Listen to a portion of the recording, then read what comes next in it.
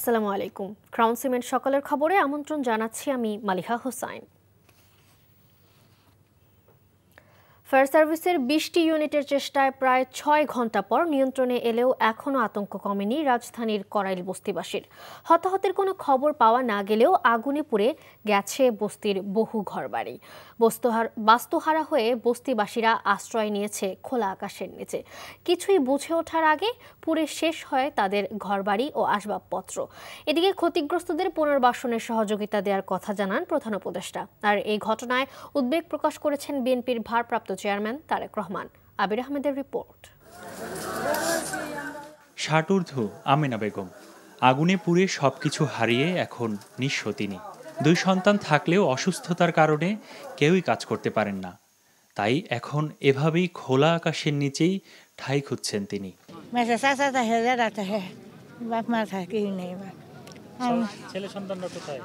ছেলে সন্তান এটা দেশ আর এটা ঠ্যাং কাটতে গেছে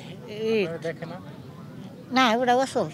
আর বেশিরভাগ মানুষ 2-1টি জিনিস আনতে পারলেও ভবিষ্যতের শঙ্কা নিয়ে উদ্বিগ্ন এই বস্তির বাসিন্দারা।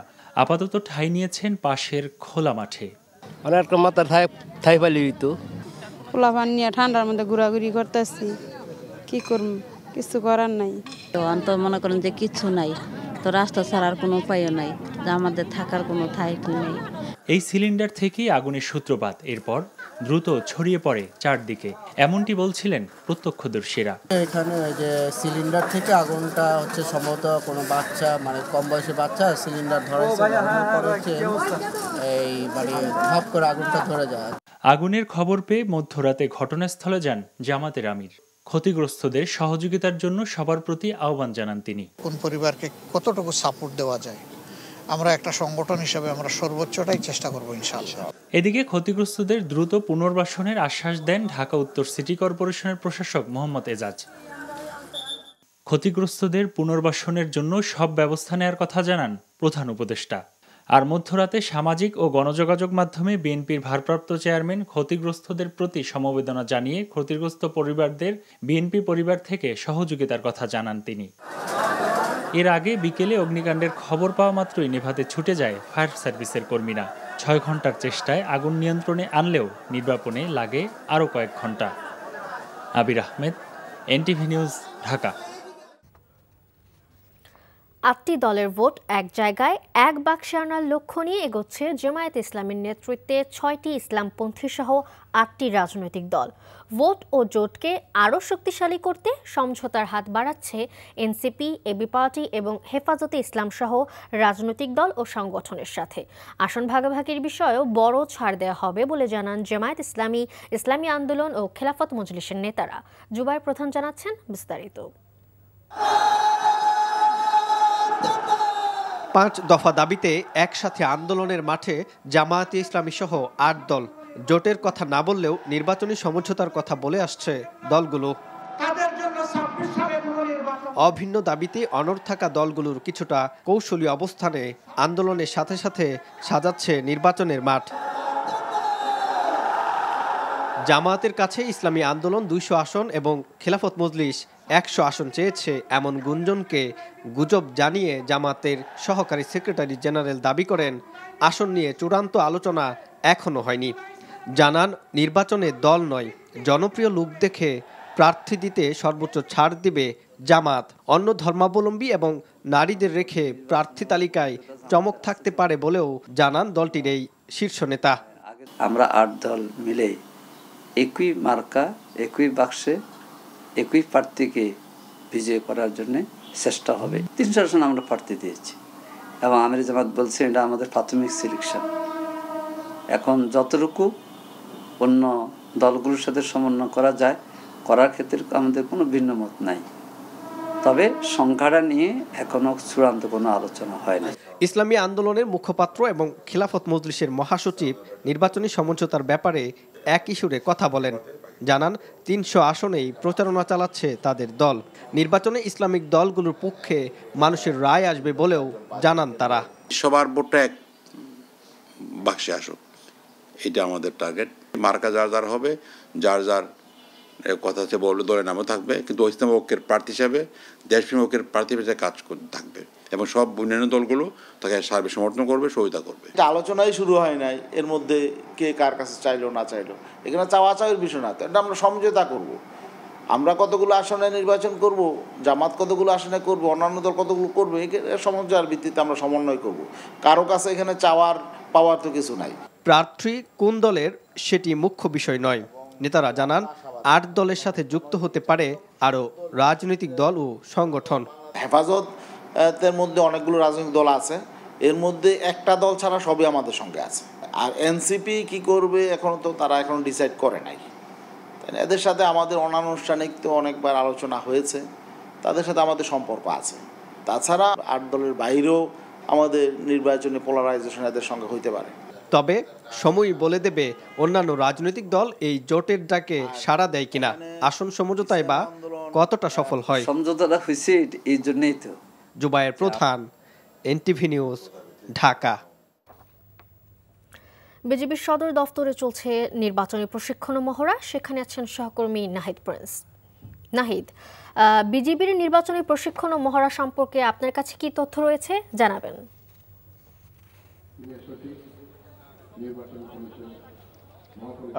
বিজিবি সদর দপ্তরের ব্যাটালিয়ন মাঠে তারা মহড়া করছে। বিজিবি সদস্যরা এখানে কেন্দ্র বানিয়েছে, তারা সেখানে ভোট কেন্দ্রে কিভাবে ভোট সুষ্ঠুভাবে ভোট কেন্দ্রে যারা ভোটার রয়েছেন তারা যাবেন, সেই প্রক্রিয়া অনুযায়ী তারা 5 মাস ধরে তাদের সেই প্রশিক্ষণ চলেছে। কারণ বিজিবি কিন্তু প্রতিটি নির্বাচন, জাতীয় স্থানীয় সব নির্বাচনেই বিজিবির ভূমিকা ছিল।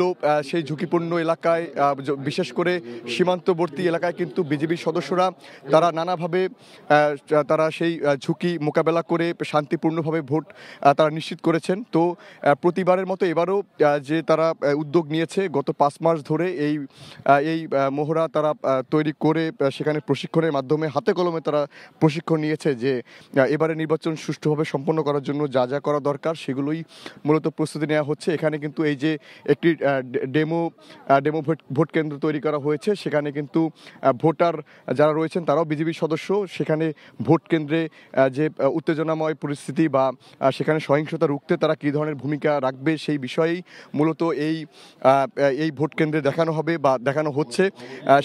সেই পরিস্থিতি রুখতেই মূলত বিজিবির সদস্যরা এখানে এই ব্যাটালিয়ন মাঠে প্রশিক্ষণ নিয়েছে এবং সেই প্রশিক্ষণ বা এই যে নির্বাচন কমিশনার কিছুক্ষণ আগে মাঠে এসেছেন, তিনি এই বিষয়ে তাদের সঙ্গে কথা বলবেন। তো এই ছিল আমার কাছে সবশেষ। বিজিবির সদর দফতর থেকে জানছিলাম নির্বাচনী প্রশিক্ষণ ও মহড়ার খবর। চট্টগ্রাম বন্দরের নিউমুরিং কন্টেইনার টার্মিনাল, লালদিয়া ও পানগাঁও টার্মিনাল পরিচালনায় বিদেশি অপারেটর নিয়োগের প্রতিবাদে অবরোধ কর্মসূচি পালন করছে বাংলাদেশ শ্রমিক কর্মচারী ঐক্য পরিষদ স্কপ। সকাল 10টা থেকে বেলা 1টা পর্যন্ত বন্দরমুখী 3টি সড়ক অবরোধ করে কর্মসূচি পালন করছে। আন্দোলনকারীদের অভিযোগ, জাতীয় স্বার্থ ও সার্বভৌমত্বকে হুমকির মুখে ঠেলে দিয়ে চট্টগ্রাম বন্দরের নিউমুরিং কন্টেইনার টার্মিনাল বিদেশিদের হাতে তুলে দেওয়া হচ্ছে। লালদিয়া ও পানগাঁও টার্মিনাল বিদেশিদের হাতে তুলে দেওয়ার প্রতিবাদেও ধারাবাহিক আন্দোলন কর্মসূচি পালন করছে বাংলাদেশ শ্রমিক কর্মচারী ঐক্য পরিষদ।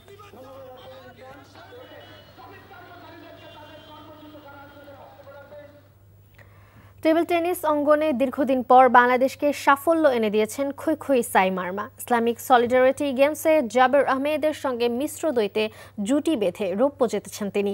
রাঙামাটির দুর্গম এলাকায় বাড়ি হওয়া সত্ত্বেও শত বাধা বিপত্তি পেরিয়ে খুই বাংলাদেশকে নিয়ে এসেছেন আন্তর্জাতিক মানচিত্রে। তার এই সাফল্য ও পথ চলার গল্প জানাচ্ছেন ফজলে এলাহি। গত জাতীয় চ্যাম্পিয়নশিপে অনূর্ধ্ব 19 বিভাগে চ্যাম্পিয়ন হয়ে নিজের প্রতিভার জানান দিয়েছিলেন খই। ফেডারেশন কাপেও জেতা হয়েছিল শিরোপা। তাই ইসলামিক সলিডারিটি গেমসে তাকে নিয়ে বেশ প্রত্যাশা ছিল ফেডারেশনের। সৌদি আরবের রিয়াদে সেই প্রত্যাশাকে সঠিক প্রমাণ করে টেবিল টেনিসে নতুন ইতিহাস গড়েছেন খই। মিশ্র দ্বৈতে জিতেছেন রূপা, যা ইসলামিক সলিডারিটি গেমসে টেবিল টেনিসে বাংলাদেশে প্রথম কোনো অর্জন। তুর্কি অনেক টাফ ছিল, ওরা অনেক হার্ড টিম, অনেক আগে থেকে খেলে আসছে, কারণ ইরানের মতো শক্তিশালী দেশকে ওরা হারায়। তো এই ফার্স্ট গেমসে যে এত বড় রেজাল্ট হবে, দেশকে এত বড় একটা রেজাল্ট দিতে পারবো আমি আশা করি না। যদিও সাফল্যের এই চূড়াতে পৌঁছাতে লম্বা পথ পাড়ি দিতে হয়েছে খইকে।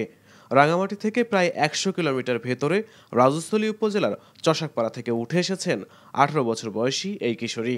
অভাবের তাড়নায় দ্বিতীয় শ্রেণীতেই পাশের জেলা বান্দরবানের লামায় কোয়ান্টামে ভর্তি হয়েছিলেন তিনি। সেখান থেকেই শুরু টেবিল টেনিসে তার পথ চলা। তার এই সাফল্যে আনন্দিত পরিবার। মেয়ের এই অর্জনে আমরা অনেক খুশি। যারা আমার মেয়েকে এত দূর পর্যন্ত আসতে সহযোগিতা করেছেন তাদের প্রতি কৃতজ্ঞতা। আমরা চাই আমাদের মেয়ে আরো ভালো করুক।